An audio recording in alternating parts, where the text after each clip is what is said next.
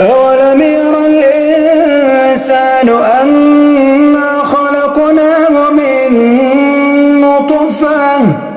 فإذا هو خصيم مبين وضرب لنا مثلا ونسي خلقه قال من يحيي العظام وهي رميم قل يحييها الذي أنشأها أول مرة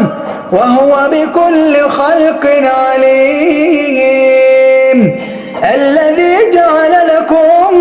من الشجر الأخضر نارا فإذا أنتم منه توقدون أوليس الذي خلق السماوات والأرض بقادر على أن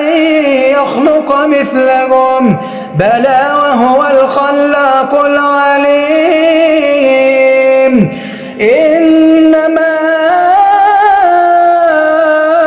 أمره إذا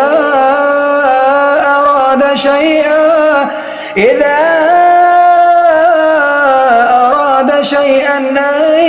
يقول له كن فيكون فسبحان الذي بيده ملكوت كل شيء وإليه ترجعون.